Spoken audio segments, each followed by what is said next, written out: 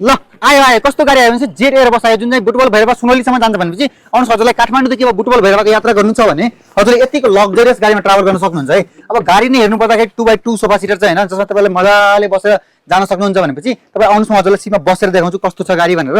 अब गाडीमा बस्दाखेरि टक्कसँग बस्न सकिन्छ भनेपछि सँगसँगै के छ भनेपछि तपाईँलाई एसी वाइफाई सबै कुराको बन्दोबस्त छ। एसी सँगसँगै के छ भने फ्यानको पनि बन्दोबस्त छ हैन। अब यो चिसोको मौसम छ भने तपाईँले हैन ब्ल्याङ्केटको पनि बन्दोबस्त गरेको छ है। अब तपाईँले हिटर चलाउन पाइने हाल हुन्छ चिसोमा छ भनेपछि तपाईँले अब फर्दर कुरा गर्नु पर्दाखेरि के छ भने रेडिङ लाइटदेखि लिएर हैन सबै कुराको बन्दोबस्त छ। अब यो गाडीको सिट नै स्लिपर नै हेर्नु पर्यो भने आउनुहोस् हजुरमा स्लिपर देखाउँछु कस्तो छ स्लिपर भनेर।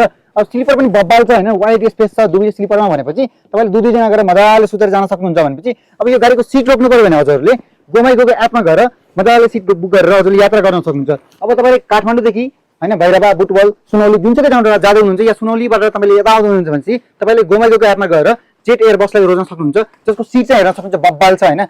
ब्ल्याङ्केटदेखि लिएर चार्जर चार्जिङ पोर्टदेखि लिएर सबै कुराको बन्दोबस्त गरेको छ। सो हजुरको यात्रा एकदमै आरामदायक हुनेछ। सो आजै गएर गोमाइगोको एपमा जेट एयर बस रोज्नुहोस् हैन र काठमाडौँदेखि बुटबल भैरवा सुनौली र सुनौली बुटबल भैरवादेखि काठमाडौँको यात्रालाई आरामदायक बनाएर जान सक्नुहुन्छ। सो गोमाइगोको एप प्ले स्टोर या एप स्टोर दुवैमा अवेलेबल छ। सो आइफोन चलाउनुहुन्छ या एन्ड्रोइड चलाउनुहुन्छ जसुकैको लागि पनि अवेलेबल छ। सो टक्कसँग डाउनलोड गर्नुहोस् र आफ्नो सिटलाई रोजेर हजुरको यात्रालाई आरामदायक बनाएर जान सक्नुहुन्छ। धन्यवाद।